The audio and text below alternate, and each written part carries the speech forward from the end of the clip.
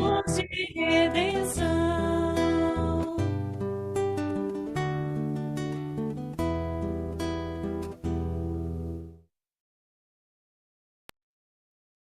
Boa noite, meus irmãos. Boa noite. Meus irmãos que estão em casa também.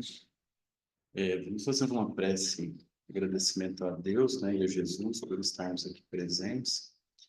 E vamos fechar os nossos olhos, mentalizar o nosso Mestre Jesus e agradecer mais uma vez por ter nos intuído aqui estarmos, rogando a espiritualidade superior que possa abrir os nossos ouvidos espirituais para que possamos compreender a mensagem da noite.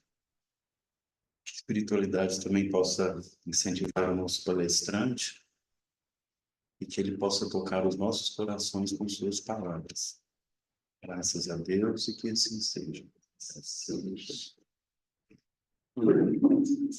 Toca o nosso coração, Carlos. Boa noite, gente. Boa noite a todos. Já pedindo paciência que dessa vez minha apresentação vai ser mais devagarzinho, né? Minha voz está sumida. Mas vamos lá.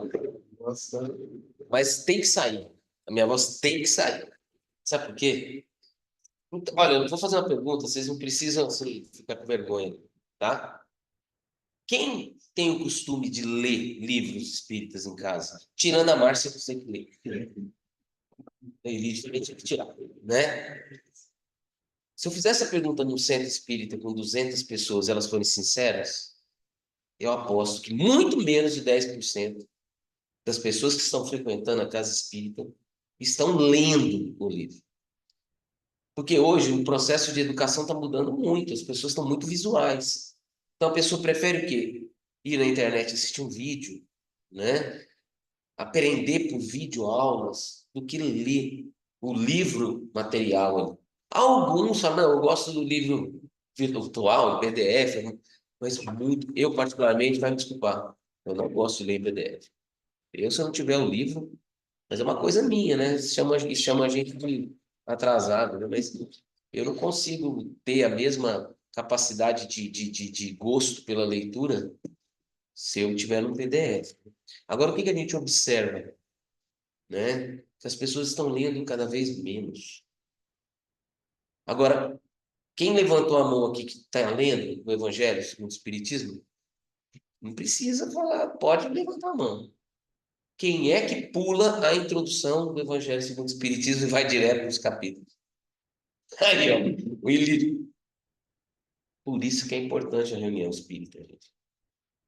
Essas informações que a gente tem na introdução dos livros espíritas é maravilhoso. A introdução do livro dos espíritos deveria ser um curso só da introdução. Porque ali, Kardec, ali você vê Kardec escrevendo. É Kardec dando a opinião de tudo que ele estudou, de tudo que ele viu. E aí você vê as ponderações de Kardec para que a gente entre na obra sabendo onde a gente está pisando. Toda a introdução. E aí, por quê? Na introdução, a gente tem a base do entendimento de coisas muito sérias. Quer ver uma coisa? Que vocês sabem, quer ver? O Espiritismo considera que a doutrina espírita é o quê? Consolador prometido. Consolador prometido. Por quem? Ele dizia que mandaria quem? O Espírito da? E falaria tudo que ele ensinou, revivendo aquilo que ele ensinou. Isso é uma coisa forte. Aí você vai ver na introdução que Kardec coloca que tem 3 revelações. Primeira, Moisés. Segundo, Cristo. E o terceiro, olha o nível da coisa, da importância da coisa. Nós estamos falando de uma doutrina que Kardec, por meio dos Espíritos, disse é o Consolador prometido por Jesus. É a terceira revelação. Mas, espera aí. Com base em quê que o Espiritismo tem essa autoridade de se julgar a terceira revelação? e ser o Consolador prometido. Olha o tanto que é importante a gente entender isso. Imagine só você num debate com outros religiosos ou com ateus.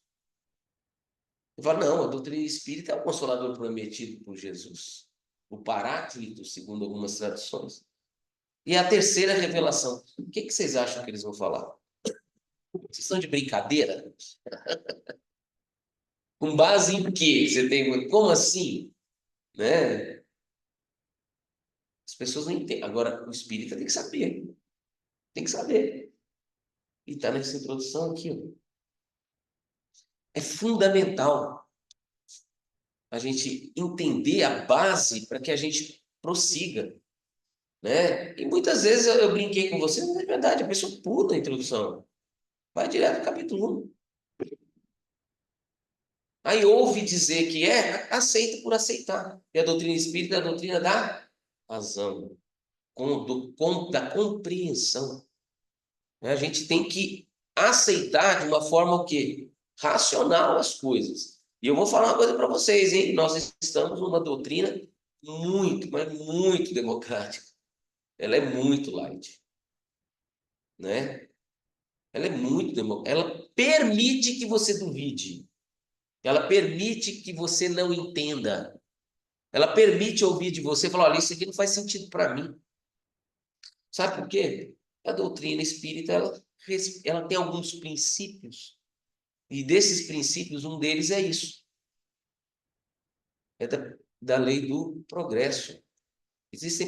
Cada um está numa faixa de progresso.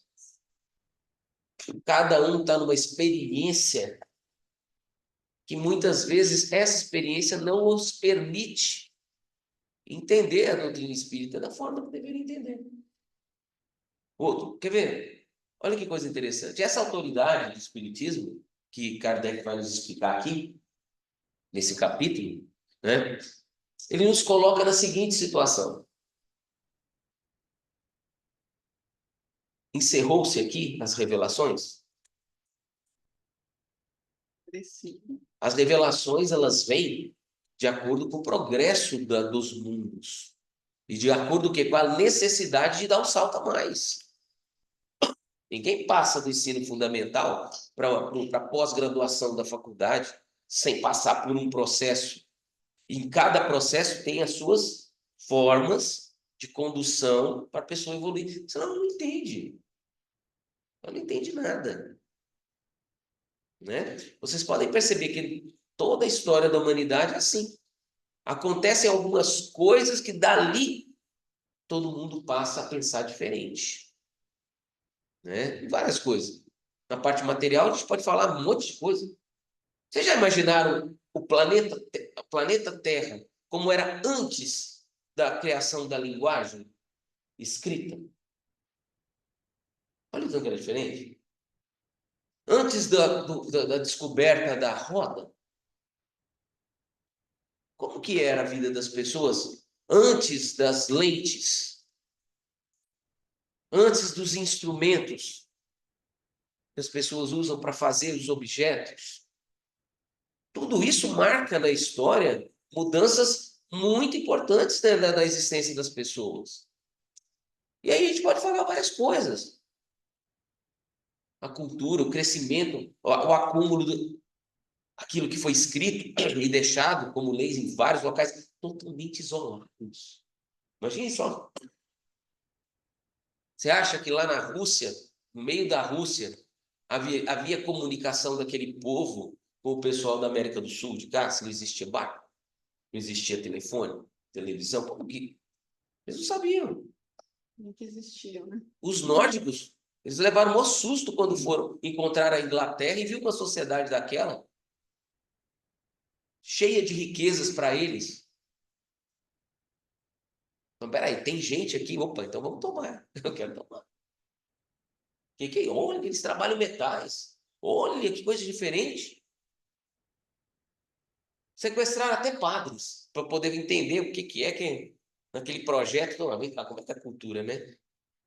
Que a igreja sempre foi, né, responsável pela educação das pessoas, né? Mas vamos entender, as pessoas nem sabiam que existia. né? Então, o que eu falo para vocês? Tudo na evolução tem os seus momentos.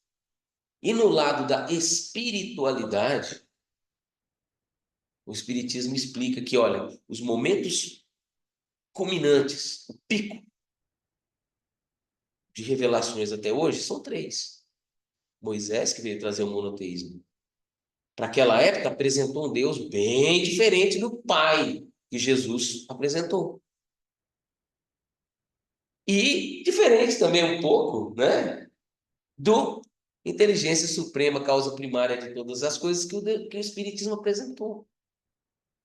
Porque hoje nós temos consciência de que o entendimento de que os espíritos habitam o universo, que não há um astro no universo, que o telescópio mais potente de todos hoje consegue detectar de trilhões de galáxias com trilhões de astros, tudo habitado.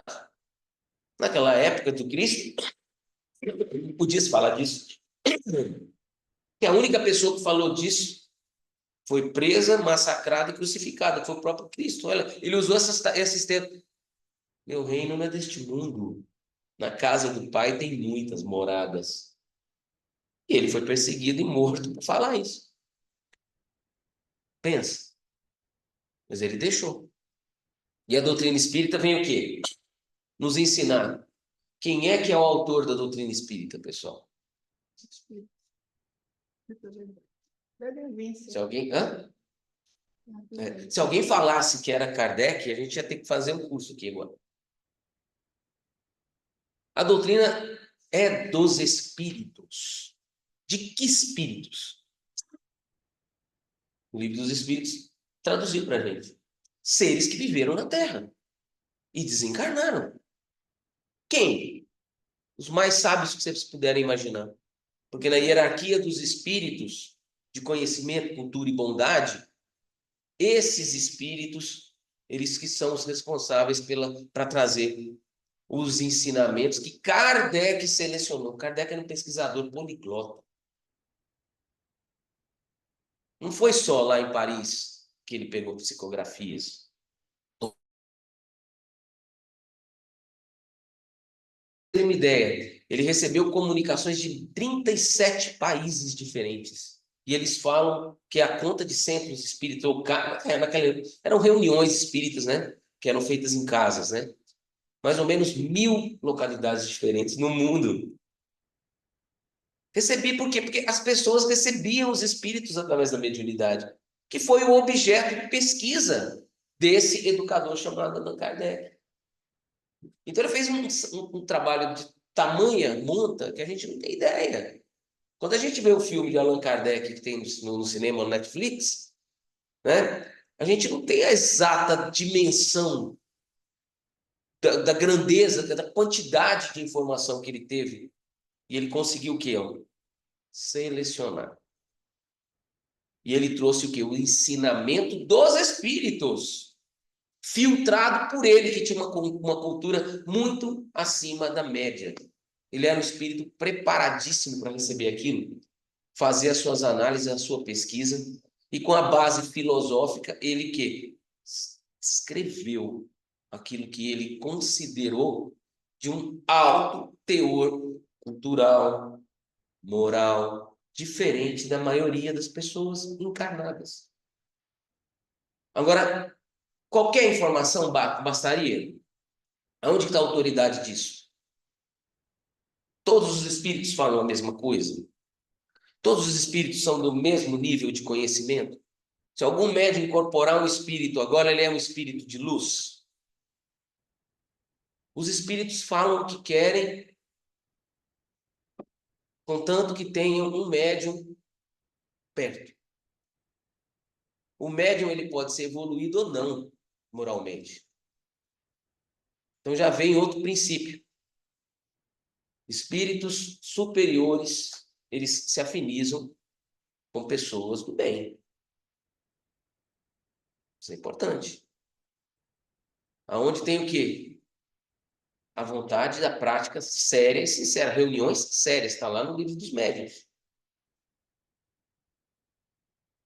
Os espíritos superiores, eles correm das brincadeiras, da chacota. Eles não participam de sortilégios, eles não participam de reuniões que não são sérias. Eles não participam. Não tem um campo ali que ele participe de brincadeira ou de que seja um intermediário para não levar progresso para qualquer pessoa. Então, se a pessoa está ali bêbada, jogando búzios, não tem um espírito superior ali, gente. Não afiniza. Se a pessoa está fazendo uma cura,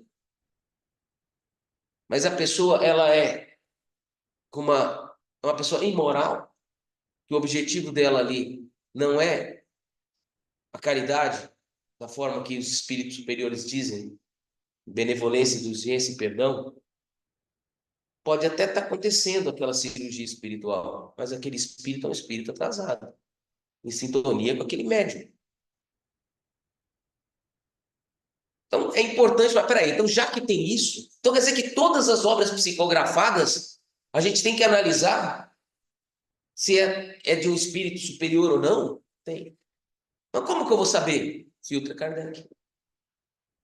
Porque nós vamos aprender isso daqui. Por que ele tem essa autoridade? Ó, primeira coisa, origem e universalidade da doutrina. Concepção humana é diferente da revelação espiritual. Gente, a revelação são dos espíritos no mundo inteiro. Sabe os espíritos no mundo inteiro. Se fosse de um homem a doutrina, ela poderia ter falhas. Poderia ter muitas falhas. Ela poderia ser criticada e nem sair do papel. Mas são de vários, centenas de espíritos superiores. Então, a doutrina espírita não é de concepção humana. Ela é revelada pelos espíritos em vários locais. O que garante essa autenticidade? Manifestação de diversos médiuns em diferentes locais. E a impossibilidade de manipulação individual. Esse foi um dos critérios que Kardec entrou. O quê? As respostas tinham que ser espontâneas. Não tinha que ser aquela coisa induzida. Como que a resposta é induzida? Assiste um debate político aqui, você sabe como é que é.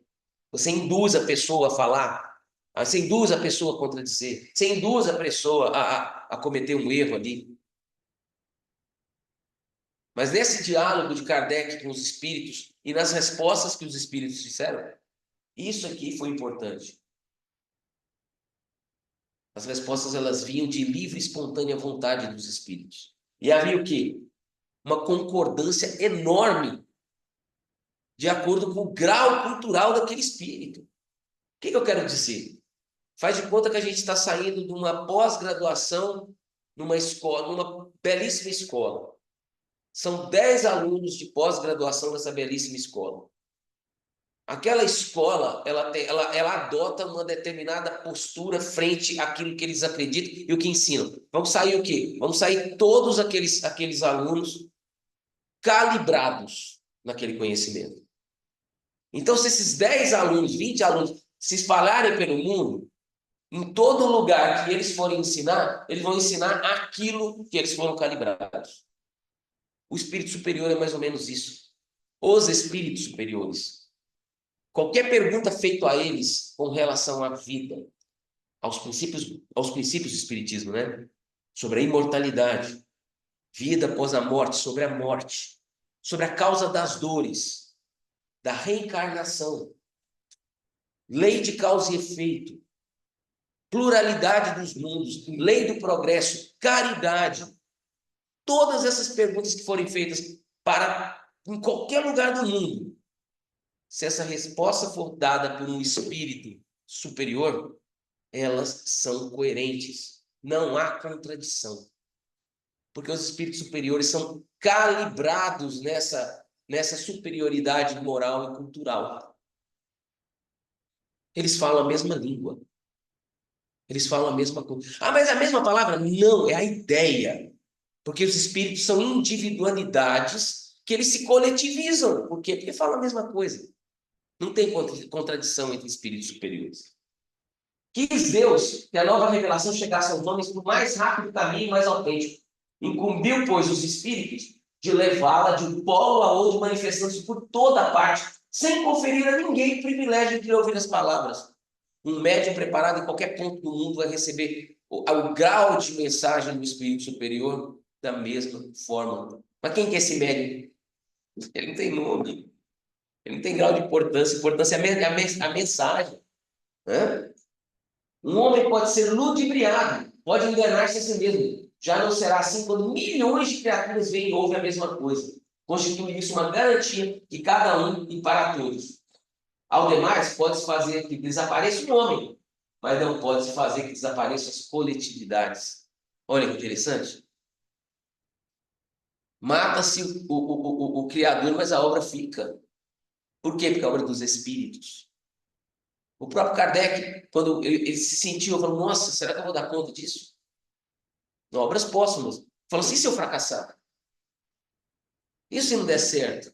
Essa missão está muito grande. Os espíritos falaram, não, preocupa não. Se você fracassar, já tem outro preparadinho para tomar o seu lugar e fazer o que tem que ser feito. Porque de lá para cá, né? É de lá para cá. Tanto é que teve a continuidade, né? O espiritismo não morreu com a morte de Allan Kardec. Pelo contrário, é dali que ele começou, né? Ele deu o passo inicial e teve vários outros, né, espíritas na história que contribuíram absurdamente. O Brasil é riquíssimo de espíritas que contribuíram para a obra, continuidade da obra de Kardec. Aliás, daqui, né?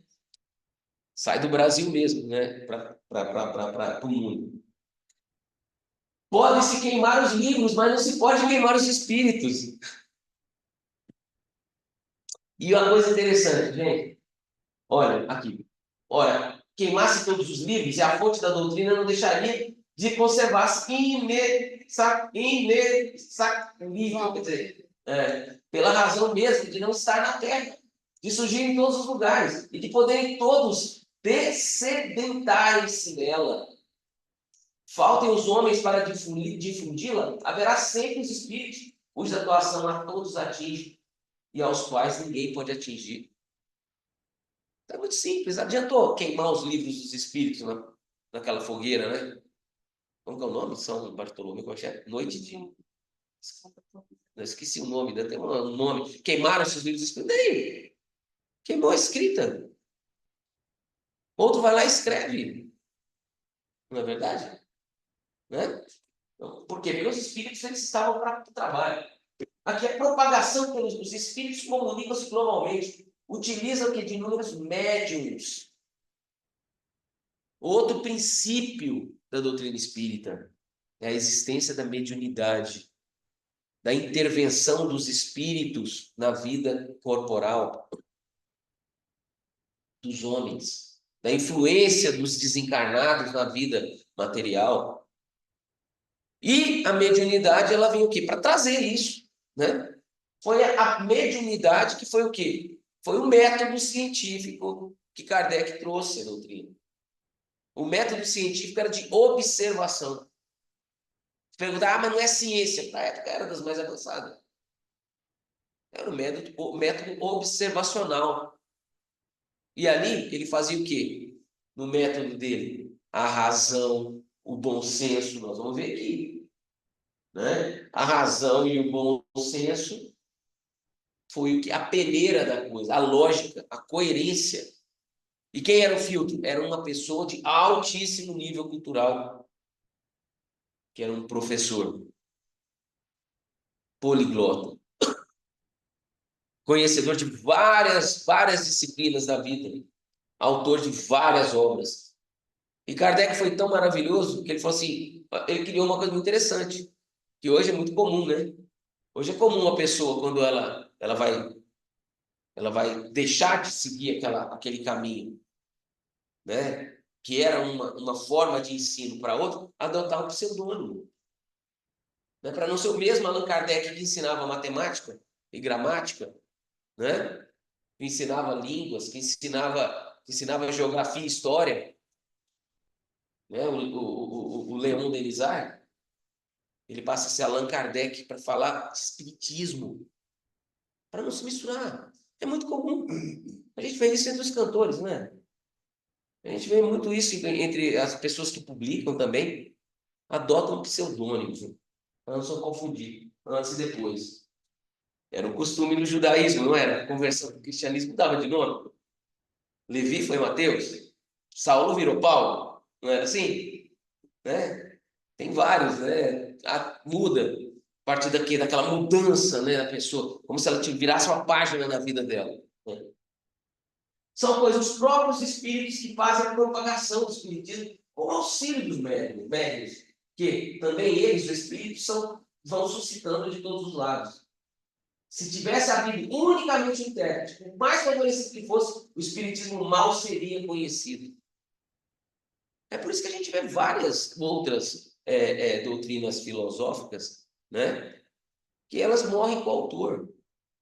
A pessoa passa a ser a dona da coisa, ele desencarna, né, acabou ali. Agora a doutrina espírita nunca vai acabar. Por quê? Porque a autoria dos espíritos, e todo mundo vai desencarnar, vai evoluir. E à medida em que a gente vai evoluindo, os espíritos vão trazendo novidades. Coerentes com a nossa capacidade de entendimento. Né? Se a gente pegar de uma revelação para outra, quanto tempo passou? Olha só, olha que interessante. De Moisés, 1200 e pouco antes de Cristo. Jesus. Aí depois vem 1800 e pouco, o Espírito. Então quer dizer que pode ser que daqui 2000 anos venha uma nova revelação para a gente. O mundo vai estar totalmente diferente. A nossa capacidade de entendimento vai mudar totalmente. Né? A gente já vai entender muito mais. Olha só, quando a gente começa a estudar o Espiritismo, você fica louco com umas coisas. Poxa, Kardec já falava de fluidos, que eram ondas eletromagnéticas. Pô, uma onda eletromagnética foi falar de uma coisa, na época que existia uma televisão. Eles estavam começando a estudar a luz, o som. Hoje, quantas ondas magnéticas a gente é capaz de identificar? Só nessa sala aqui. Luz, Wi-Fi, o que mais, né? O som, o que mais? E as ondas de televisão, as ondas de rádio, gente, está tudo por aqui, a internet está por aqui no nosso lar. Eu não estou vendo, mas ela existe. Né? Agora imagina no futuro. Né? Os espíritos, na época que Chico Xavier escreveu O Nosso Lar, eles fizeram uma força enorme para explicar para a gente que o mundo espiritual já tinha internet, né? Que eles comunicavam de outros continentes, que existia ônibus flutuante que levava as pessoas. Holograma. Isso. Que as pessoas não se alimentavam de coisas pesadas. Olha hoje, gente. Todo mundo buscando qualidade, não sei. Tá tão fácil de entender. Gente, olha tanto que esses espíritos eles fizeram para poder falar assim, olha, gente, tem uma programação reencarnatória para cada um. Como assim uma programação? Como que eles tinham a capacidade de saber exatamente as nossas necessidades para enfiar no genoma, lá nos cromossomos e trazer para a vida o corpo que você precisa, né? Bom, assim já quer que o corpo nasça de novo. Não, imagina só, como que eles explicariam? Fala assim, olha, Carlos, você tem que nascer com esse corpo, naquela família, porque a sua necessidade reencarnatória é isso. Mas, puxa, como que o cara... Entra no Google. Entra num site da Polícia Federal e fala, baixa a capivara desse cara aqui. Hoje, um segundo na internet, você consegue saber a vida inteira do cara. Ó, ele faz isso, a renda dele é essa, ele tem esse processo, ele ganha isso, ele vota na tal cidade, ele tem essa família, o filho é esse, ele foi condenado por isso. Facílimo pegar uma ficha, vai numa inteligência artificial aí, vamos pesquisar uma coisa nesses bancos de dados. Gente, se você entrar num banco de dados científico hoje e falar qualquer palavra, você consegue mais ou menos 3, 4, 5, 20 mil, 100 mil artigos daquilo que você está procurando. Então, banco de dados é fácil. Então, a gente consegue entender como que é isso hoje, mas não consegui entender no passado. Né? Vou passar rápido. A universalidade como força. Ó. O ensino é simultâneo em diversos pontos do planeta, milhares de vozes proclamando os mesmos princípios. É rápido. Né? E os espíritos não dependem da gente. Né? Como que garante que isso não vai quebrar, vai ruir? Olha, diferença entre a capacidade dos espíritos. Kardec selecionou, esse espírito é um espírito de alta hierarquia, esse não. Isso aqui serve porque tem o quê? Tem uma concordância universal. Então vocês têm que decorar isso. Concordância dos espíritos superiores. Não há divergência em qualquer lugar do mundo. Critério da verdade. Concordância das revelações espontâneas e a rejeição das teorias individuais e excêntricas. Critério de validação que Kardec usou. Razão.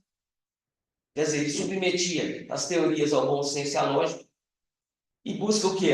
O parecer da maioria. Gente, é muito fácil se selecionar. Não é assim que a gente faz na internet hoje? Porque tem tudo de ruim, tudo de bom, não é?